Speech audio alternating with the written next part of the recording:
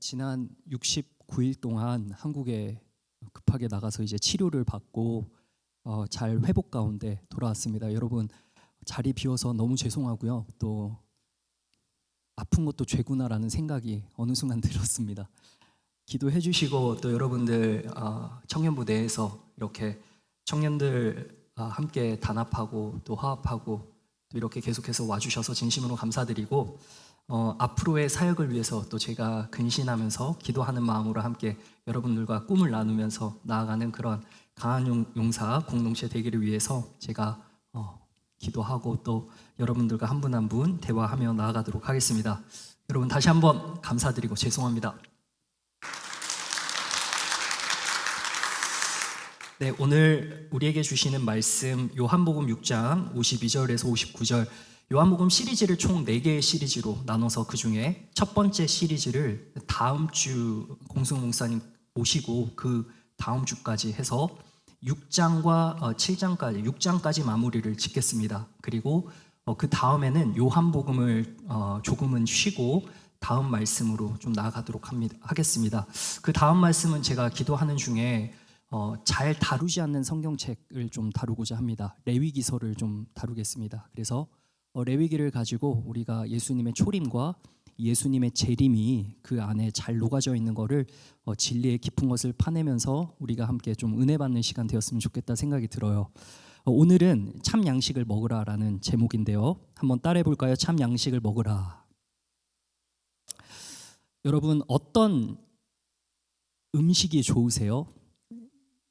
개인마다 다 취향이 있습니다. 그죠? 저는 맵찔이가 되었습니다. 이제는 제가 좋아하는 음식을 이렇게 기호대로 먹지 못합니다. 식이 관리를 해야 되기 때문이죠. 제가 지난 한 달 동안 죽만 냅다 먹었습니다. 너무 맛이 없어요. 근데 익숙하니까 괜찮더라고요. 죽을 먹으니까 살겠더라고요. 죽을 것 같았는데 죽을 먹으니까 건강이 조금씩 회복되면서 염증도 관리가 되고 잡히더라고요. 여러분들 좋아하는 음식 보면은 그 좋아하는 음식의 맛이 있잖아요. 그 맛이 좀 어떻습니까? 보통은 단짠, 또 맵고 자극적인 그 입맛, 딱 한 번에 감기는 그 자륵한 맛, 그 입안에서 도는 그 향기와 풍미와 또 뭐가 있습니까? 그 고소함이 있잖아요. 이거를 이제 우리가 매일같이 입에 달고 사는데 여러분 이 건강한 음식이 결국 우리의 몸에 좋다라는 것을 알고는 있지만 그 건강한 음식을 우리가 줄곧 먹지는 않습니다. 바라기는 이 성경에서도 너희의 영과 몸과 혼을 보존하여 지키라라고 명령하고 있어요. 그러니까 저는 하나님 앞에 뭐 영적인 부분도 그렇지만 이 육적인 부분에서도 내가 정말 관리를 잘해야 되겠구나라는 생각을 하게 됩니다. 평상시 같았으면은 항상 건강에 좋지 않은 음식을 많이 먹다가 가끔씩 건강에 좋은 음식을 먹으면서 조금은 나의 몸을 리프레시해야지라는 생각을 했다면 이제는 완전히 저는 불가항력적으로 반대 삶을 살게 됩니다. 건강한 음식을 줄곧 먹고 가끔씩 치팅을 하는 그러한 음식의 패턴으로 사이클로 접어들게 됐습니다. 여러분 맛있는 음식보다 건강한 음식이 결국은 몸의 건강 상태에 직결되어진다는 것을 우리가 너무나 잘 알고 있죠. 여러분 영의 말씀도 마찬가지입니다. 영의 말씀은 어떤 말을 우리의 영혼 가운데 심느냐에 따라서 우리의 영적 상태가 결정됩니다. 여러분 한번 옆 사람에게 좋은 말을 할 때면은 뭐 좀 쑥스럽지만 안 좋은 말을 할 때 우리의 영혼이 어떻게 됩니까? 영혼의 얼이 일그러지잖아요. 기분이 안 좋아요. 그리고 마음에 상처라는 것을 남기게 됩니다. 왜냐하면 우리의 영혼에는 체가 있기 때문입니다. 무슨 말이냐? 제가 가지고 있는 이 몸을 육체라고 합니다. 근데 고린도전서 15장에 보면 영혼에도 육체가 있다고 이야기를 합니다. 다시 말하면 영혼도 무엇을 먹느냐에 따라서 우리의 건강 상태가 결정된다는 겁니다. 예수님께서 5천 명에게 건강식을 먹이셨어요. 오늘 이 말씀을 하시기 전에 오병이어로 건강식을 딱 주신 거예요. 보니까 저는 요즘에 발효식, 신선한 채소, 과일, 양질의 단백질, 건강 건강한 지방, 견과류, 아보카도, 올리브유 뭐 이런 거랑 좀 친해졌어요. 그리고 통곡물, 등푸른 생선 이런 거. 네, 오병이어 하면은 뭡니까? 통곡물이죠. 오병. 보리떡이죠. 급격한 혈당 상승과 잦은 허기짐을 막아주는 거. 예수님이 설교를 하셔야 되니까 이 무리들이 예수님의 말씀을 들으려면 허기지면 안 되잖아요. 그러니까 기가 막히게 허기지지 않도록 통곡물을 마련해 주시고, 이어 두 마리의 뭐예요? 물, 고기를 준비하셨어요. 등푸른 생선, 아마 생선이었겠죠? 등푸른 생선이었겠죠?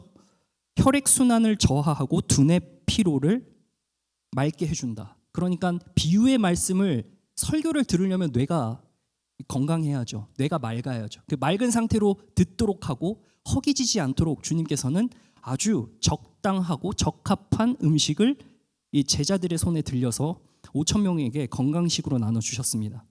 자, 예수님께서 오병이어 이후에 모든 백성들이 어떤 반응을 일으키느냐? 이 백성들은 평소에 자극적인 음식만 먹고 살았어요. 그러다 보니까 예수님을 바라보면서 어떻게 생각했겠습니까? 이 예수라는 사람이 우리를 로마의 압제로부터 해방시켜주고 우리의 삶의 질을 저쪽까지 높게 해줄 거라는 기대감에 사로잡혀서 예수님을 우리를 위해 죽으시고 대속하시는 희생양으로 보지 않고 예수님을 왕으로 삼으려고 했습니다. 그러니까 자극적인 음식에 매료된 일반 백성들이 생각하는 이 예수님에 대한 인상이 벌써 어떻습니까? 그들의 자극을 위하여서, 그들의 안위를 위하여서, 그들의 잘됨을 위하여서 예수님을 그런 식으로 바라봤다라는 거죠. 그러니까 예수님이 어떻게 하십니까? 그래, 맞다. 내가 그이다. 조금 더 해봐. 라고 하지 않으시고 그 자리를 바로 피하십니다. 그리고 기도하는 자리로 가시고 제자들은 그 자리에서 분리시킵니다. 배를 태우고 가버나움으로 보내시죠. 자, 그런데 이 백성들이 좋은 맛을 봤거든요. 예수님께서 기적을 일으키시니까 끝까지 쫓아와요. 이튿날까지 쫓아와서 예수님을 찾게 됩니다. 예수님께서 이 백성들에게 딱 한마디 하세요. 무슨 말씀을 하시느냐? 너희들이 나를 찾는 이유는 내가 안다. 표적을 위함이 아니라 떡을 먹고 배부른 까닭이다. 쉽게 말하면 뭐예요? 너네들이 지금 나를 찾는 거는 하나님의 말씀, 영의 양식을 위함이 아니라 너네가 지금 당장 눈앞에 벌어지고 있는 이 현상에 대해서 회복하고 좋아지려는 그런 의도로 나를 찾는다라는 것을 예수님께서는 아시고 그렇게 이야기를 했던 거예요. 그러면서 한마디를 더 얹으십니다. 먹고 없어질 썩을 양식을 위해 일하지 마라. 따라합니다. 썩을 양식을 위해 일하지 마라. 여러분, 썩을 양식을 위해 우리는 일합니다. 근데 그것을 어떠한 마음으로, 어떠한 영의 준비 자세로 그 일을 대하느냐는 그 정도에 따라 그 차원이 달라진다는 것이죠. 우리가 이 땅에서 우리들의 생명을 보존하기 위해서 일을 하고 페이를 받고 그리고 우리가 먹고 싶은 것도 먹고 사고 싶은 것도 사고 데이트도 하고 여러 가지 일을 합니다. 그러나 그것이 마냥 이 땅을 위하는 삶이라고만 딱 단정을 짓는다면 여러분 이것은 주님을 위해서 하는 일이 아니라는 것이죠. 그래서 주님께서 썩을 양식을 위해서 일하지 마라. 영생하는 양식을 위해서 일하라는 겁니다. 그 영생하는 양식이 누구입니까? 영생하는 양식.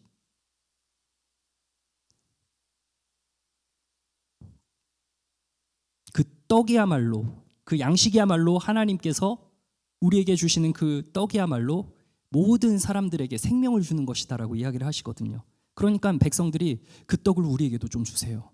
영생하는 그 양식 우리가 먹고 계속해서 살 수 있게 주세요라고 하니까 예수님께서 뭐라고 하세요? 내가 그 떡이다라고 이야기를 하세요. 자, 41절 한번 보여주세요. 내가 그 떡이다. 하늘에서 내려온 그 떡이다라고 하니까 사람들이 맨 끝에 단어가 눈에 들어옵니다. 예수에 대하여 뭐 했어요? 뒷말이 나오기 시작한 겁니다. 어딜 가나 뒷말이 있죠, 여러분. 그 뒷말이 뭐예요? 걔 요셉 아들 아니야? 야, 사람 아들이잖아. 사람 아들인데 무슨 하늘에서 내려와 라고 이야기를 했던 거예요.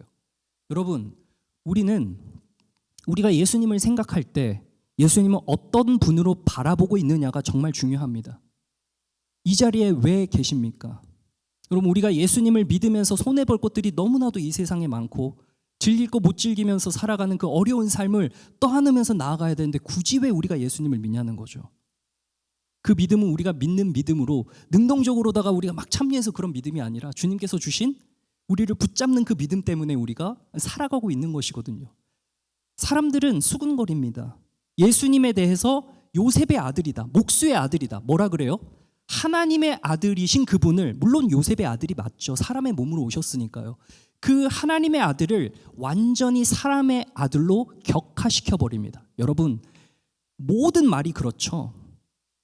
하나님의 일을 하는 곳마다 마귀는 끊임없이 수군대면서 하나님의 자녀를 네가 그런 사람인데 그걸 할 수 있어? 네가 그랬던 사람인데 그걸 할 수 있어라는 수군댐을 계속해서 우리의 마음 깊은 곳에 심겨줘요. 그러니까 마음이 너무나도 불편하기 이를 데가 없다는 겁니다. 그러니까 예수님께서 48절 가니까 이렇게 이야기를 하세요. 사람들이 수군될 테니까 그걸 아시고 내가 생명의 떡이다. 그러니까 나를 위해서 일해야 된다라고 이야기를 하시는 셈이죠. 썩을 양식을 위해 일하지 말고 영생하는 양식을 위해 일하라라고 이야기를 하시는 겁니다. 여러분, 하나님께서 공급자이십니다. 하나님께서 공급하세요. 하나님께서 우리에게 먹을 양식을 주시는 분인데, 문제는 이스라엘 백성들이 그랬듯이 만나가 내릴 때 그 만나를 먹고 이스라엘 백성들 너무나도 감격했을 거예요. 하늘에서 이런 웬 떡이 하면서 감격했어요.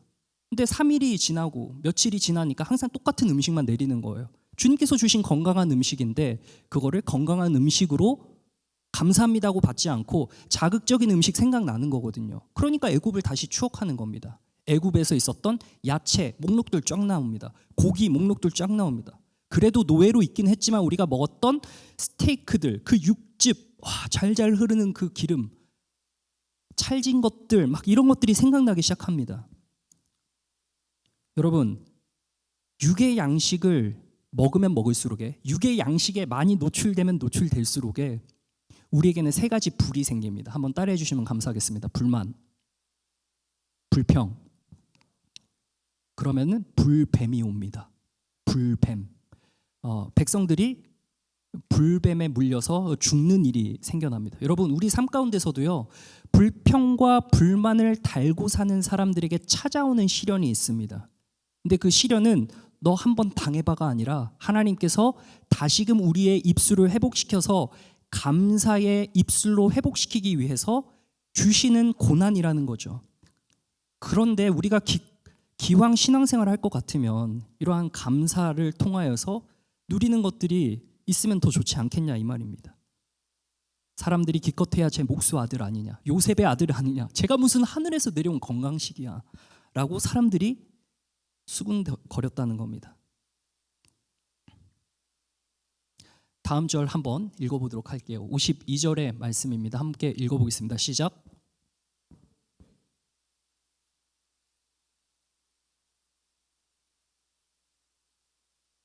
여러분, 이 말을 들으면 헷갈리죠. 로마 사람들은 그리스도인들을 오해했습니다.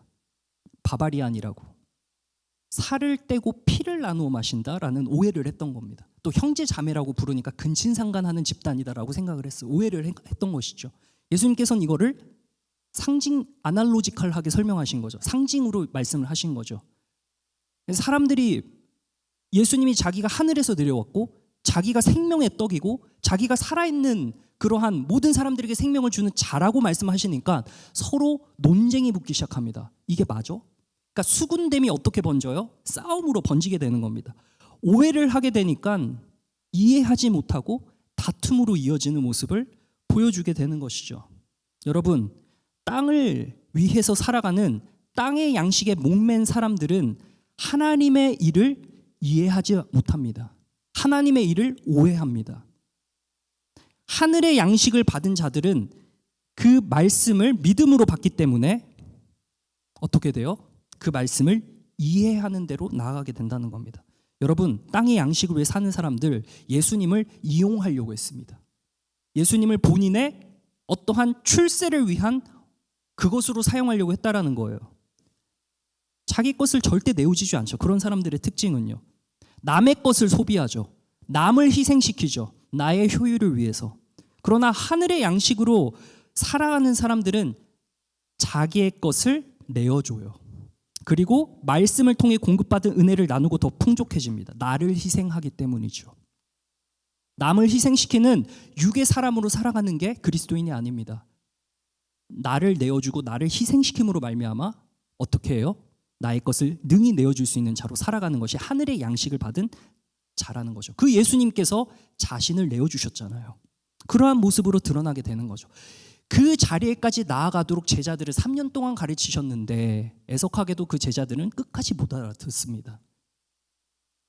어떻게 보면은 5,000명 한 번 먹이시고 4,000명 한 번 먹이시고 엄청난 소비와 낭비와 허비를 해 가면서까지 제자들에게 알아듣도록 깨닫도록 그 3년 동안 표적 일으키고 기적 일으키셨는데 아무도 깨닫지 못했어요.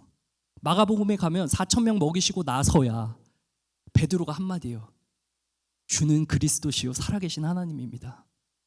야, 3년 동안 예수님께서 얼마나 많은 것을 허비하셨습니까? 낭비하셨습니까? 제자들의 그 믿음의 고백 하나 들으려고요.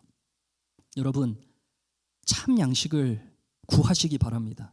우리는 참 양식을 구해야 하는 자고 참 양식을 먹으며 살아가야 하는 자고 육의 세상에 있는 이 세상의 양식, 다시 말합니다. 여러분 오해하시면 안 돼요. 세상 양식, 육의 양식 말했다고 오늘부터 가가지고 고기 먹지 않고 나는 베지타리안으로 살겠다. 그 말이 아닌 거 이해하시죠? 네, 그 말이 아닙니다. 이 세상의 양식이라는 것을 조금 뒤에 말씀을 드리겠지만 우리가 실제로 먹는 양식이 있듯이 영의 양식이라고 했을 때 이 말씀을 의미한다면 이 세상의 양식이라고 말하는 것은 말씀이 아닌 그 모든 것들을 의미합니다.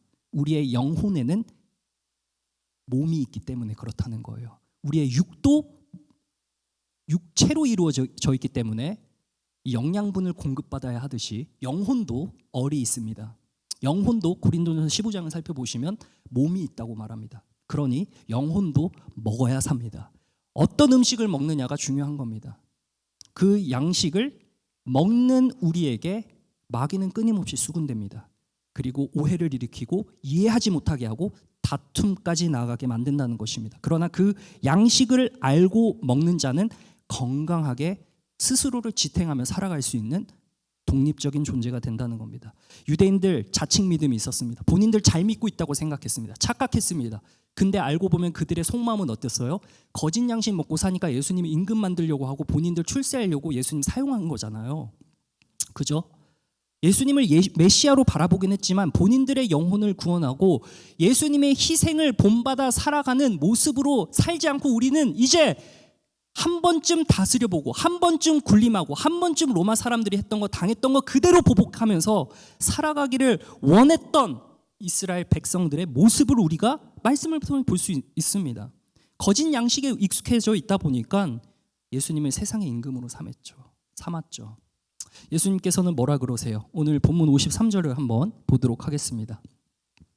예수님께서는 이 모든 사람들에게 이런 말씀을 하십니다. 함께 읽어볼게요. 시작. 예수께서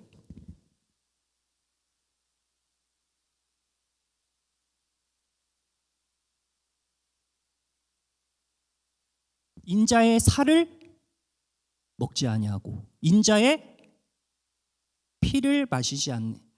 여러분 제 살이랑 피 드셔보실래요? 그 말이 아닌 거 알겠죠? 이건 상징적인 의미입니다. 무슨 말입니까? 예수님의 전 존재를 받아들인다는 뜻이에요. 그러면 받지 않으면 뭐가 없다라고 이야기를 해요? 생명이 없다라고 이야기를 하는 거예요. 여러분 살과 피는 무엇을 의미합니까? 살은 찢겨지는 거고 피는 흘리는 겁니다. 이 말씀을 통해서 예수님이 우리에게 가르쳐 주시는 건 예수님이 희생하신다라는 거죠. 그 희생을 우리가 받았음으로 말미암아 생명이 생긴 거예요. 아멘? 여러분 예수님께서 살과 피를 먹고 마시라고 이야기를 하는 겁니다. 그걸 통해서만이 우리의 생명이 유지가 되고 연장이 되거든요. 영혼의 생명이 연장이 됩니다. 유지가 됩니다. 예수님의 전 존재를 받아들이는 것, 살과 피를 먹고 마시는 것이 무슨 말입니까? 따라합니다. 믿음. 그거를 받아들이는 거예요. 믿음인 거예요. 무엇에 대한 믿음인가요? 무엇에 대한 믿음인가요? 조금 더 세부적으로 가봅시다. 그냥 단순히 예수님을 믿음이 아닌 거예요. 예수님의 희생을 믿는 거예요. 예수님이 우리를 위해 죽으셨다는 사실을 객관적으로는 알지만 그 사실이 우리에게 현실로 되도록 하기 위한 그 믿음, 그게 뭐예요? 예수님의 희생을 알고 우리가 그 희생에 따릅니다. 동참하는 겁니다. 예수님이 희생하셨음으로 말미암아 우리가 회생하게 되는 거거든요. 예수님의 희생이 없으면 우리는 회생할 수 없는 존재라는 겁니다. 찢기신 살, 쏟으신 피, 아는 것에 그치지 않고 예수님의 생명 덕에 우리의 생명이, 영의 생명이 보존되고 죽으신 그 예수님의 생명을 우리가 대신하는 존재라는 거예요. 얼마나 위대한 존재입니까, 우리가. 예수님의 생명을 대신 살아드리는 삶으로 예수님의 이름값을 대표하는 자들이 되었다는 겁니다. 요한일서 3장 16절에 유명한 말씀이 있죠. 읽어보겠습니다. 시작. 그가 우리를 위하여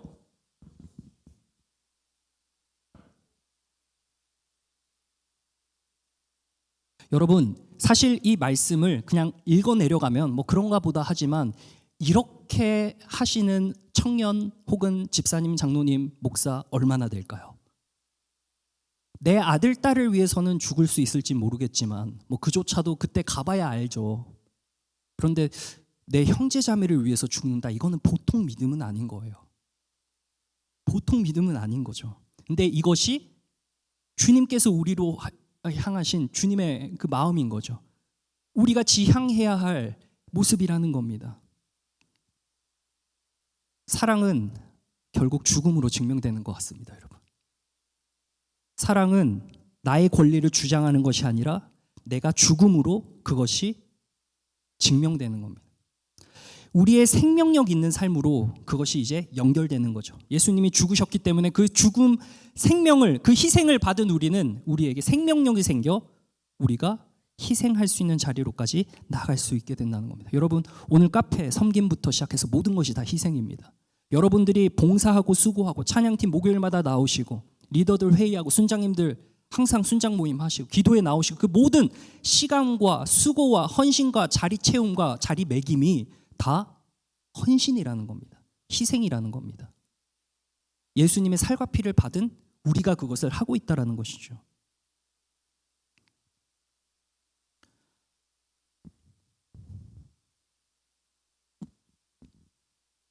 고린도전서 15장 31절을 한번 읽어볼게요.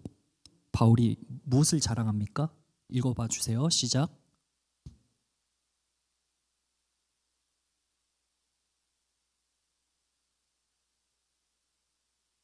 와, 진짜 대단하죠. 여러분, 전 잘 안 죽어져요. 죽고 싶지도 않고, 이게 인간 박이래가 그렇다는 겁니다. 근데 여러분 앞에서 목사 박이래로 선 이상 저는 죽어야 되는 존재입니다. 여러분, 박이래 목사 위해서 기도해 주실 때 목사님을 위해서 기도합니다. 주님, 박 목사 좀 죽게 해주세요. 목사님이 좀 죽게 해주세요.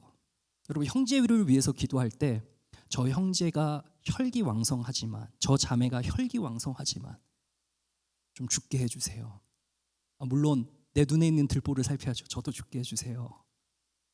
주님, 내가 내 형제를 위해서 희생을 감내할 정도의 깜냥은 안 되지만 내가 한번 해보겠습니다. 주님, 주님께서 그 주신 희생의 그 살의 찢기심과 흘리신 그 피를 내가 안다면 아는 것에서 그치지 않고 그것이 나의 삶의 현실적인 것으로 드러나도록 주님, 내가 죽게 해주세요 라고 기도를 하는 저와 여러분 되시길 바랍니다. 바울이 날마다 죽노라라는 것은 그가 자랑했던 부분입니다. 내가 바리새인 중에 바리새인이고, 내가 율법으로 말할 것 같으면은 의로운 사람이고, 혈통으로 말할 것 같으면은 최상위 0.01% 엘리트 그룹이고, 그런 걸 자랑한 게 아니에요. 그거를 배설물로 여겼다고 하는 겁니다. 그게 자랑거리가 될 것 같으면 그것으로 나는 날마다 죽지 않겠고 네가 죽어야 돼가 됐겠죠. 여러분, 거짓 양식 먹는 사람은 이러한 방식으로 살아가요. 이게 나의 삶에 무언가 something big이 되는 거죠. 그러나 하나님께서는 나의 약함을 강함으로 만드시고 내 연약함을 주님께서는 들어 사용하시는 그분이시기에 내가 죽는 그 모습을 통해서 하나님께서 나를 통해 생명력을 흘려 보내신다는 사실을 깨달아 하시길 바랍니다. 주님께서는 그러한 삶을 받으시고 그러한 삶을 기뻐하신다는 사실입니다. 사랑하는 청년 여러분, 그래서 로마서 12장 1절부터 2절은 우리에게 너무나도 중요한 말씀입니다. 한번 읽어보겠습니다. 다 함께요. 시작. 그러므로 하나님의 모든 자비하심으로 너희를 권한 너희 몸을 하나님이 기뻐하시는 거룩한 산 제물로 드리라. 이는 너희가 드릴 영적 잠깐만요. 거룩한 무엇으로요? 산 제물로요. 희생이라는 말이에요. 이것이 예배라고 합니다. 영적 예배래요. 영이 드리는 예배래요. 왜요? 참 양식을 먹으면 내 안에 있는 영이 살아요. 그 영이 살아있다는 증거는 내가 희생의 자리까지 감내한다라는 뜻입니다. 알겠죠? 그게 예배래요. 자, 2절 시작. 너희는 이 세대를 본받지 마. 거짓 양식 먹지 마라. 오직 마음을 변화를 받아 하나님의 선하시고 기뻐하시고 온전한 뜻이 무엇인지 분별하도록 하라. 마음, 영이에요. 그러니까 이 마음을 새롭게 해라. 새롭게 해라. 무엇을 통해서 가능합니까? 박 목사가 하는 거 아닙니다. 친구가 하는 거 아니고요. 말씀이 나를 깨운다는 겁니다. 그 말씀이 나를 희생의 자리까지, 예수님의 그 희생과 섬김을 담는 데까지 나아가도록 한다는 겁니다. 그럴 때라야 우리의 삶 가운데서 생명이 흘러갑니다. 아멘. 여러분, 도와준답시고 이제 친구들한테 또는 누구들한테 어떤 섬김의 어떤 자세로 나아가는데, 그 모든 것이 사실 내가 받은 게 그만큼 있기 때문에 하는 거거든요. 그렇잖아요. 세상 사람들도 그래요. 세상 사람들도 받은 게 있으면 감사하는 그 마음에 그 사람한테 직접적으로 못한다면 그 다른 사람한테 그 마음의 짐을 두고 그것을 하게 되어 있습니다. 하물며 예수님께서 나를 위해 죽으셨다라는 것을 딱 생각할 때, 오늘 찬양하면서 너무 은혜가 됐던 게, 여러분 이 십자가가 의미가 있어요. 참, 예수님이 여기서 달리셨는데 나를 위해서 달리셨다는 생각을 하니까 이게 감동이 배로 와요. 나를 위해서. 근데 제가 한국에 있으면서 이제 아버지가 입원을 해 계셔가지고 저도 환자의 입장으로 한국에 가긴 했지만 아버지 병문안을 매일 갔어요. 어머니랑 같이 매일 가면 이제 그 아래층에 카페가 있어요. 그러면 거기 들어가면 엄마가 뭐 하냐? 뭐 할 것 같아요? 전도해요. 근데 저 목사잖아요. 예수님의 이름을 전하는 거거든요. 그러니까 주님의 희생을 아는 어머니께 그걸 전하는데, 내가 목사가 맞나 생각이 순간 들었습니다. 너무 그게 부끄러웠어요. 적당히 하지라는 생각이, 하면 하는 건데 좀 적당히 하지라는 생각이, 어머니는 그게 너무나도 이 감사에 겨워서 그냥 이게 흘러가는 거거든요. 본인의 평판 그런 거 필요 없는 거예요. 본인의 어떠한 그 모습 그런 거 필요 없는 거예요. 주님이 나를 위해 희생하셨는데, 저기 왜 십자가에 못 박혀 죽으셨는데 저 사람을 위해 내가 못할 게 뭐가 있냐라는 생각을 가지셨던 거죠. 여러분, 우리가 주님께서 죽으셨다는 것을 알긴 하지만 그것이 나에게 은혜로 다가올 때는 언제입니까? 주님이 나를 위해 죽으셨다는 그 대속의 사건이 나에게 실제가 되는 방식으로 살아가고 계십니까? 그 희생이 나의 어떤 부분을 죽이고 있고, 그 희생이 나의 보완되어져야 하고 보존되어져야 되고 발전되어져야 할 어떤 부분을 만져주고 있습니까? 형제를 위해, 자매를 위해 내가 섬기는 방식으로 나아간다면 우리가 조금 더 지혜롭게 행동할 수 있지 않을까 싶습니다. 사랑하는 청년 여러분, 예수님의 희생을 통해, 여러분 삶을 통해 희생이 흘러가시기를 주님의 이름으로 축원합니다. 마지막 날에 그를 다시 살리겠다라고 하십니다. 여러분, 예수님의 참 양식을 먹는 사람은 첫 번째로 뭐였어요?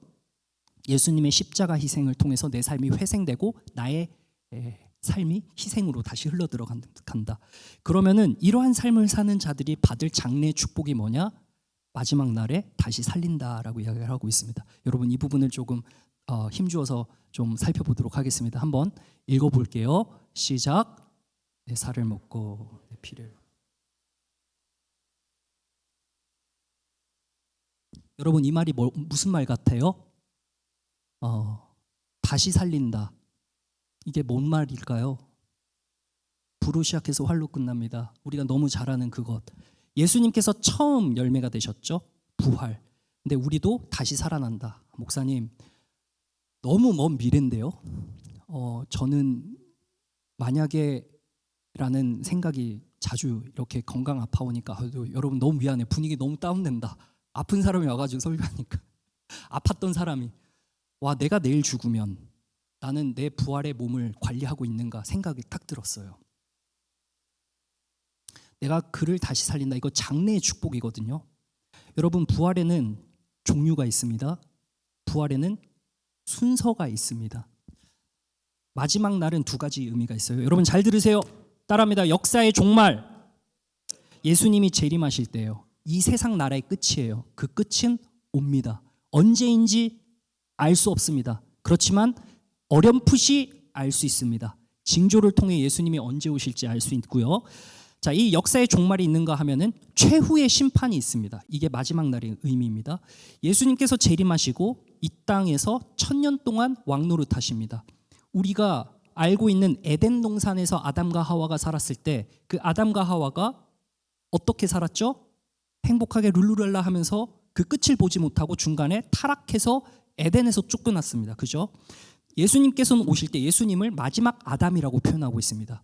예수님이 오시면 이 땅의 실낙원, 실추된 낙원을 복낙원으로 다시 복원시키셔서 이 나라가 세상 나라, 모든 나라가 예수 그리스도의 천년기 통치로 들어갑니다. 그리고 그 천년이 참에 마귀가 잠시 풀려나고요.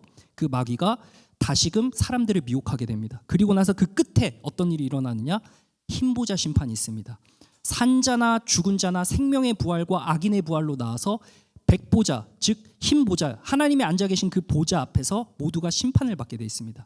그런데 주님께서 참 양식을 먹는 자들에게는 이 부활의 축복을 주시겠다고 하는데 그 부활의 축복도 바라기는 첫 번째 부활의 축복을 받는 것이 굉장히 좋아요.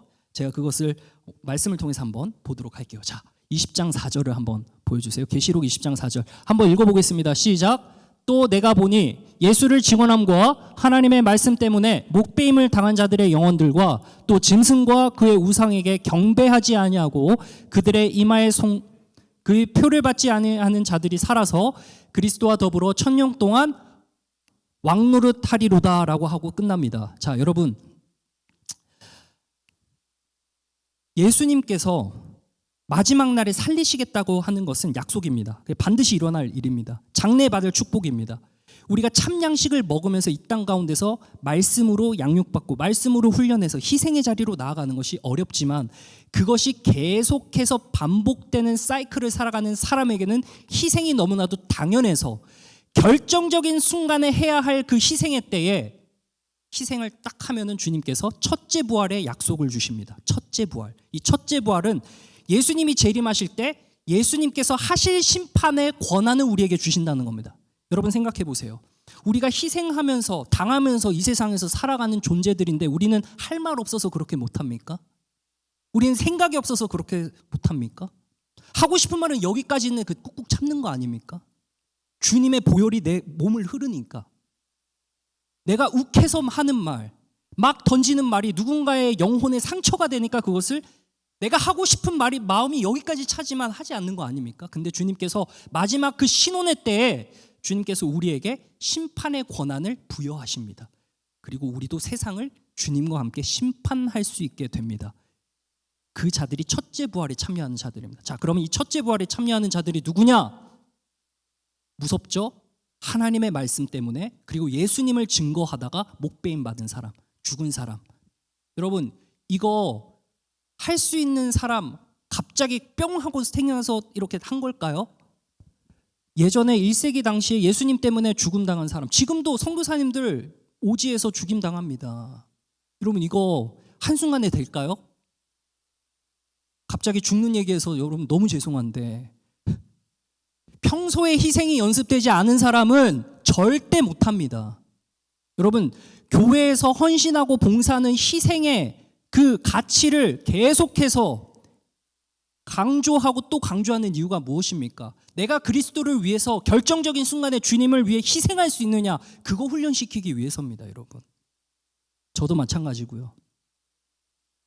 그게 차지 않는 사람은 결국 결정적인 순간에 너 예수 믿을래?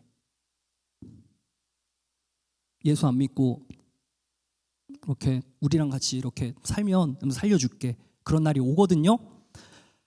결정적인 순간에 예수님을 포기하지 않도록 하는 그 희생이 우리의 삶 가운데 계속해서 녹아나고 반복되는 그 사이클 속에, 패턴 속에 있다면 우리가 주님께서 허락하실 그 부활의 소망에 동참한다는 겁니다. 여러분, 그 첫째 부활의 영광을 우리는 소망해야 돼요.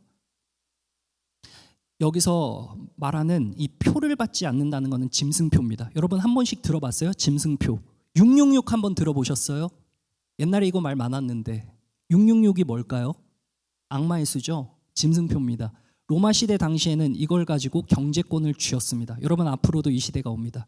예수님께서 오시기 바로 전에 7년 대환란이 있는데 이 환란기 때 어떤 일이 일어나느냐, 뭐 제가 단일 정부 이런 걸 이야기하고자 함이 아닙니다. 무엇이 될지 모르겠지만 사람들의 경제권이 가장 중요하죠. 내 먹고 사는 생사의 문제, 육의 양식을 먹는 데는 사람들이 기를 쓰고 달려듭니다. 근데 이거를 못하게 막는다? 못하게 막는데 이걸 가지고 예수님 믿을래 말래라는 그 시험의 장에 여러분들 올려놓는다면 여기서 예수님 부인하지 않고 남아있을 사람 얼마나 될까요? 마지막 때는 경제권을 쥐고 예수님을 부인하는 자리에까지 이르게 하는 것이 이 세상의 거짓 양식이거든요. 그러니까 우리가 주님의 참 양식으로 양육받고 말씀이 채워지면 자연스럽게 사랑이 쏟아져 나옵니다. 자기를 부인하고 예수님의 십자가를 집니다. 그리고 그 희생이 자연스럽게 됩니다. 그 희생이 반복되고 쌓이고 연글수록에 정말 주님을 위해서 주님의 십자가를 지겠습니다. 주님의 십자가를 지고 날마다 나의 삶을 부인하며 살아가겠습니다라고 고백했던 그 찬양의 가사가 나의 실제 삶이 되기까지, 결국 예수님께서 실제적으로 육신이 십자가에 못 박히는 그 희생의 순교의 자리까지 나아갈 수 있게 된다라는 겁니다. 여러분 이거는 너무나도 머나먼 이야기 같지만 언제 일어나도 이상하지 않을 일입니다. 데살로니가전서 4장 16절 한번 보여주세요. 한번 읽어보겠습니다. 시작. 주께서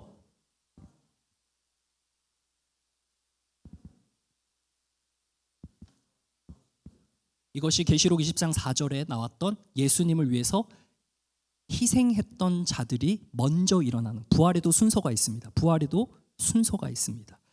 그 첫째 부활에 동참하는 자가 예수님과 더불어서 통치한다라는 거죠. 여러분 계시록 20장 6절 한번 보여주세요. 첫째 부활에 참여하는 자들은 복이 있다. 거룩하도다. 둘째 사망이 그들을 다스린 권세가 없다. 도리어 그들이 하나님과 그리스도의 제사장이 되어 1000년 동안 그리스도와 더불어 왕노릇한다. 제사장이 된답니다.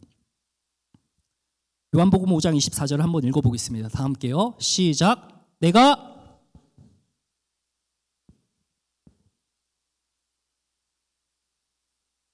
심판에 이르지 아니하나니. 여러분 우리의 삶은 예수님을 믿는 순간 사망에서 어디로 옮겨가요? 생명으로 옮겨갔습니다. 그 생명의 자리에 있는 우리는 예수님의 생명을 받아서 살아가는 자들이므로 예수님께서 우리들에게 원하시고 요구하시는 그 십자가의 삶, 희생의 삶을 능히 지는 사람들로 살아가야 합니다. 그것이 한 번만, 단회적으로만, 어떤 한 순간에만 하라는 것이 아니라 지속적으로 우리의 삶에서 흘러나와야 됩니다. 흘러나오기 위해선 양식이 계속 채워져야 합니다. 먹는 양식이 있고 양분이 채워져야 힘을 쓰잖아요. 마찬가지입니다. 영혼도 참 양식이 계속 들어와야 우리의 영혼으로부터 흘러나오는 희생이 너무나도 자연스럽게 나온다는 겁니다. 이것은 결코 세상 사람들 거짓 양식 먹으면 살아가는 사람들은 이해하지 못할 겁니다. 여기 계신 저와 여러분, 주님의 양식을 항상 드시길 바라요. 양식을 먹지 않으면 희생 절대 할 수 없습니다. 내가 왜 해야 되는데? 억울함부터 올라옵니다. 불평과 불만이 올라옵니다.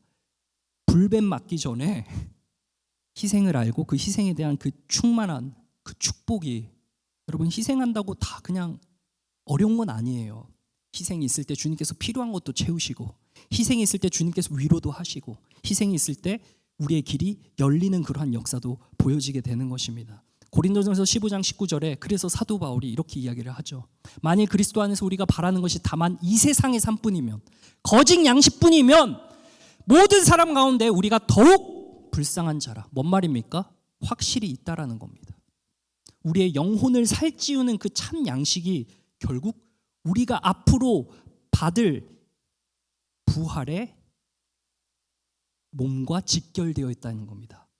여러분, 저는 한 80, 90까지 살고 싶어요. 기왕이면 100세까지 살고 싶습니다.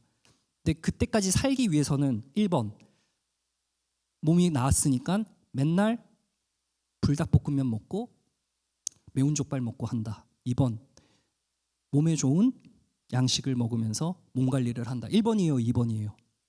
2번이에요, 2번이에요? 몇 번이에요? 2번이잖아요. 하물며 육의 세상 속에서도 우리가 건강을 위해서 우리의 몸을 챙기는데 일생 얼마 안 됩니다.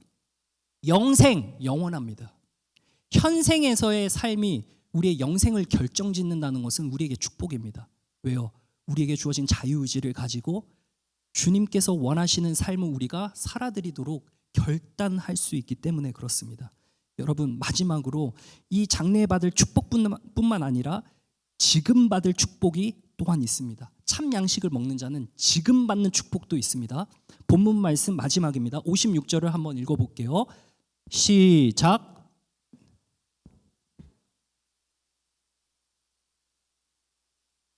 여러분, 어디에 거해요? 참 양식 먹는 자는 예수님 안에 거하고 예수님도 너희 안에 거하겠다, 우리 안에 거하겠다 말씀하시는 겁니다. 자, 이 말씀의 뜻이 무엇입니까? 따라합니다. 예수님과 교제의 축복을 누린다. 예수님께서 부활의 소망을 주셨고요. 장래에 일어날 일입니다. 다스리는 권세를 주세요. 예수님과 더불어 1000년 동안 왕노릇한다는 게 그게 무슨 권한일지는 가늠이 안 됩니다만 엄청난 권한이겠죠. 주님께서 모든, 하나님께서 예수님에게, 아들 예수에게 모든 심판하는 권세를 맡겼는데 그 심판의 권세 우리에게 양도하세요. 그러니까 우리가 이 땅을 복락원이 되어서 예수님과 함께 통치를 하는 축복을 첫째 부활자들이 받는다는 거예요. 그 첫째 부활에 참여할 수 있는 자는 희생의 정도가 그리스도를 위하여 목배임까지 받을 수 있는 정도에 가는 사람, 그렇게 되기 위해서는 어떻게 해요? 지금부터 우리의 삶 가운데 영으로 채워지는 그 말씀을 통해 희생이 계속해서 연습되는 사람이 그 정도에까지 갈 수 있다 이 말이죠. 자, 그러면은 지금 당장이 중요한데 우리가 이 삶을 사니까 현생에서 주님께서는 교제하는 축복을 주신다는 겁니다. 여러분, 여기서 거하다라는 것은 두 가지입니다. 장소적인 것과 상태적인 겁니다. 장소적인 건 뭐예요? 주님께서 우리 몸에 계신다. 그럼 반대로요, 우리는 주님 안에 있잖아요. 자, 철수 형제께서 지금 어디 계세요? 철수 형제는 누가 봐도 하나님의 자녀잖아요. 그러면은 예수님의 몸 안에 있나? 그러면은 예수님의 몸이 어디지? 이렇게 될 수 있어요. 그죠? 자, 주님은 우리 몸에 계시고 우리는 주님의 몸. 반대로 말하면 교회. 그것이 공동체인 거죠. 공동체 안에 있다는 거예요. 공동체 안에. 그리고 상태. 예수님은 우리의 무엇으로 계세요? 주님으로 계시는 겁니다. 예수님은 우리의 몸 안에, 장소, 그리고 예수님은 우리의 주인으로 계시는 거예요. 그럼 반대로 우리는 주님의 무엇으로 존재해요? 종으로 존재해요. 자녀로 존재해요. 교회 공동체 안에서 주님의 종, 주님의 자녀. 그러니까 질서가 잡히는 거죠. 주인이 있으면 종이 있고 아버지가 있으면 아들이 있고 그 질서 안에 있는 겁니다. 여러분, 우리는 누구랑 함께 거하느냐에 따라서 우리의 삶이 결정됩니다. 어떠한 아버지와 어머니 밑에서 살았느냐에 따라서 그 삶의 환경과 생태가 결정됩니다. 그렇죠. 부인 안 하시죠? 어떠한 친구를 거느리고 있느냐에 따라서 나의 삶의 반경과 삶의 생각과 태도가 결정될 수 있는 부분이 있어요. 그죠? 동의하시죠? 누구에게 남느냐가 축복을 결정합니다. 여러분, 정말 주 안에 거하십시오. 말씀을 받으십시오. 말씀을 소화하십시오. 그 말씀이 나의 삶의 실제가 되게 하십시오. 그것이 나의 헌신과 희생으로 흘러가게 하십시오. 그럴 때 기쁨이 있습니다. 목사님, 저는 너무 희생을 많이 했는데요. 좀 쉬고 싶네요. 쉼이 필요합니다. 더 쉬고 잘 할 수 있을 때 돌아오시면 됩니다. 58절 말씀 한번 보도록 할게요. 조상들에게 내린 만나를 먹고도 죽었다. 하나님께서는 기적을 통해 말씀을 이제 곧 마칠게요. 여러분 조금만 더 견뎌주세요. 하나님께서 이스라엘 백성들에게 만나를 내려주셨잖아요. 그죠? 이 만나가 주님께서 주시는 공급이지만 그렇지만 이거는 이 땅에서 썩어져 없어질 것이었습니다. 그렇지만 예수님께서 주시는 자기의 살은 다르다라고 말씀을 하신 겁니다. 여러분, 모세가 어디에 있었습니까? 장소적으로 어디에 있었습니까? 왕궁에 있었어요. 부족한 게 없었어요. 무슨 부귀와 영화를 누리겠다고 광야까지 나와가지고 이스라엘 백성들을 인도합니까? 너무 골치 아픈데. 장소적으로는 어디에 거했어요? 왕궁에 있었습니다. 상태는 어떤 상태였죠? 주로 있었어요. 왕자로 있었습니다. 뭐가 부족해서? 그의 삶이 뭐가 아쉬워서 애굽에서 나왔습니까? 주님이 부르셨기 때문에 나온 겁니다. 여러분, 우리의 상태도 마찬가지입니다. 교회 나오지 않고 교회 없을 때 우리의 삶은 어쩌면 더 윤택하고 세상적으로 말할 것 같으면 빛이 나고 내가 여기다 쏟은 헌신과 시간과 물질을 다시 회수한다면은 내 삶이 조금 더 나아졌을지도 모르겠습니다. 그거는 세상 사람들이 봤을 때 이야기죠. 일생 동안 짧다면은 앞으로 여러분들 몇 살 더 살면은 이제 일을 못하는 정도까지 이르게 되겠습니까? 한 40년? 50년? 그거 살면은 이제 우리 끝이에요, 여러분. 일생 동안에 무엇을 위해 사느냐가 우리의 영혼한 우리의 몸을 결정합니다, 여러분. 이것을 믿음으로 받기를 소망합니다. 그래서 히브리서 11장 24절부터 26절까지는 이렇게 이야기를 합니다. 한번 읽어보겠습니다. 시작.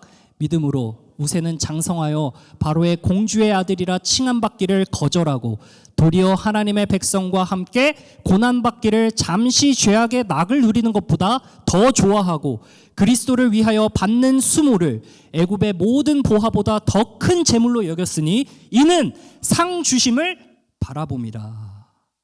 여러분, 이 땅에서 잘 먹고 잘 사는 것 때문에 나의 희생을 감수하지 않고 남을 희생시키는 세상의 거짓 양식 먹는 사람들과 같이 되지 마십시오. 그 정도로 머물기에는 우리의 인생이 너무 짧습니다. 네, 그리스도를 위해서 희생하는 저와 여러분 되시길 바랍니다. 마지막 고린도전서 15장 58절 읽고 마치겠습니다. 시작. 그러므로